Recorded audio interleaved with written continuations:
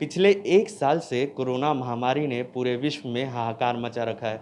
वहीं अगर बच्चों की बात की जाए तो पहले बच्चों को कहा जाता था कि वो बाहर खेलने जाए, बाहर लोगों से मिले, बात करे, लेकिन अब कोरोना काल के वजह से बच्चों को घरों में कैद कर दिया गया है। वहीं कुछ बच्चे अगर पॉज़िटिव आ जाते हैं तो उन्हें एक रूम में बंद कर दिया जाता है और उन्हें किसी से मिलने भी नहीं दिया जाता है। ऐसे में उन बच्चों के दिमाग पे क्या असर पड़ेगा, इसके बारे में हम बात करते हैं साइकियाट्रिस्ट डॉक्टर सुरभि दुबे से। सबसे पहले मैम ईटीवी भारत में आपका स्वागत है। नमस्कार। मैम पहले बच्चों को हम कहते थे कि आप बाहर जाइए, खेलिए, लोगों से मिलिए, उससे उनका मानसिक तौर पे भी विकास होगा। लेकिन अब जो है कोरोना काल से बच्चों को घर में ही एक तरीके कैद कर दिया गया है, बोला आप घर में रहिए। किस तरह से उनके दिमाग पर इसका असर पड़ता है? देखिए, 2 तरीके से हम डिवाइड कर सकते हैं। एक जो बच्चे जो नॉन इन्फेक्टेड हैं और एक जिनको कोविड इन्फेक्शन हो चुका है। तो पहले हम बात करते हैं जिन बच्चों को जिनको इन्फेक्शन नहीं हुआ है। जिनको इन्फेक्शन नहीं हुआ है, माता-पिता भी भयभीत हैं, बच्चे भी भयभीत हैं कि बाहर निकलने से कोरोना हो जाएगा।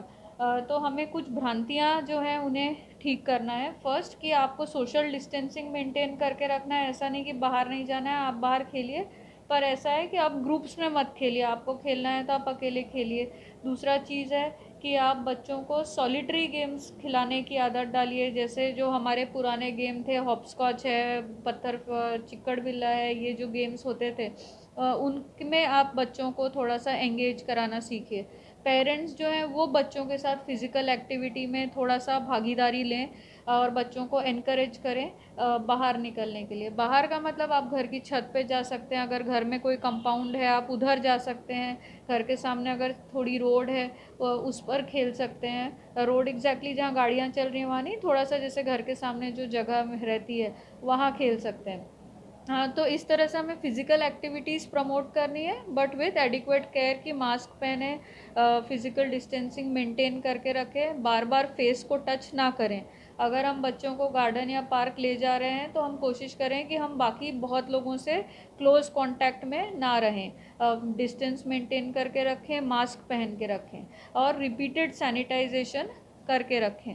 अगर हम ले भी जा रहे हैं पार्क तो ग्लव्स पहन के रखें और उन ग्लव्स को आपने निका घर पहुंचते साथ ही पहले डिस्पोज ऑफ करना है अपने मास्क को। अगर वो वॉशेबल नहीं है, सर्जिकल मास्क है, तो उसे डिस्पोज ऑफ करना है, हैंड्स वॉश करना है, फीट वॉश करना है और उसके बाद आपने घर में एंटर करना है। दूसरा जो हम देख रहे हैं बच्चों में आजकल ऑनलाइन पूरा दिन मोबाइल और कंप्यूटर के सामने बैठने का जो प्रवृत्ति है वो बढ़ता जा रहा है। जो उनका दिनचर्या है वो बहुत अस्त व्यस्त हो रही है। अगर हम बच्चों को मना करते हैं कि आप मोबाइल मत देखिए तो बच्चे चिड़चिड़ा जाते हैं, गुस्सा हो जाते हैं, बहुत टेंट्रम्स थ्रो करने लगते हैं। तो इसमें भी हमें ध्यान देना है कि हमें बच्चों को एक ऑफलाइन रहने का टाइम एकदम निर्धारित कर देना है कि इतना देर आप मोबाइल नहीं देखेंगे, इतना देर आप टीवी नहीं देखेंगे। अगर हम ये फिर बच्चों का होता है इसमें हम क्या करें। अगर आपने बोल दिया मत देखो तो हम क्या करें। तो हमें वो एक्टिविटीज़ उनके लिए एंगेजिंग एक्टिविटीज़ उनके लिए प्री प्लान करके रखना है कि हम किस तरह से करें। जैसे बच्चों को आप अपने साथ किचन में इन्वॉल्व करिए। बच्चों के लिए जैसे हमने पहले कहा कुछ गेम्स प्लान करके रखिए, फैमिली गेम्स प्लान करके रखिए, कुछ रोल प्लेइंग प्लान करके रखिए जिसमें बच्चों की पढ़ाई भी हो जाए। जैसे बच्चा जो है वो टीचर बने, आप स्टूडेंट बन जाइए, इसमें साथ साथ पढ़ाई भी हो जाती है। दूसरा जो है अभिषेक जी हमने डिस्कस किया कोविड जिन बच्चों को हो चुका है। तो ऐसा हमने देखा है जिन बच्चों को कोविड बीमारी हो चुकी है तो उनके ब्रेन पे भी कोविड का बाइट सेल्फ असर पड़ता है, या कोविड में जो हम दवाइयों का यूज़ करते हैं कई टाइम वो दवाइयाँ भी ब्रेन पे असर करती हैं। तो थोड़ा कभी कन्फ्यूजन हो सकता है बच्चों को, कभी डिसोरिएंटेशन हो सकता है, कुछ बच्चों में व्यवहारिक बदलाव आ सकते हैं। कई में मिर्गी जिनको पहले कभी नहीं था, मिर्गी की बीमारी हो सकती है, शुगर की बीमारी हो सकती है, सिर दर्द की बीमारी हो सकती है। तो इन सब चीज़ों का माता पिता ने कोविड जिन बच्चों को हो चुका है इन लक्षणों का थोड़ा सा ध्यान रखना है। बिहेवियर चेंजेस बच्चों में जो हमने अक्सर देखा है वो है कि ये बच्चे जो हैं सेल्फ आइसोलेटेड रहना, अकेले रहना, दूसरे किसी से बात नहीं करना। क्योंकि वैसे ही अगर कोविड है, आइसोलेशन में है, तो हम यूजुअली थोड़ा सा बच्चा और माँ या बच्चा और कोई और अलग रहे, इस तरीके से हम कोशिश करते हैं। तो बच्चे उस ढाल में ढल जाते हैं कि भाई अकेले ही रहना है, सॉलिटरी जिनको हम बोलते हैं वो होने लगते हैं। तो हमें बच्चों को ठीक होने के बाद प्रोत्साहन देना है कि वो मिक्सअप हों, वापस अपने मन की बातें शेयर करने की कोशिश करें। और ऐसा नहीं होगा कि ये चेंजेस एक दिन में आ जाएंगे, हमें धीरे धीरे करके उनको वापस मेन स्ट्रीम में लाना है। हमें उन बच्चों पर गुस्सा नहीं करना है कि अरे हम तो इतनी, माँ बाप तो इतनी कोशिश कर रहे हैं, तुम क्यों नहीं कर रहे हो। हमें ये ध्यान रखना है कि वो बच्चे हैं और उनकी सोचने समझने की क्षमता बच्चों जितनी ही है। तो हम अगर कोशिश कर रहे हैं तो उसका रिस्पॉन्स हो सकता है हमें थोड़ा लेट मिले, पर मिलेगा ज़रूर।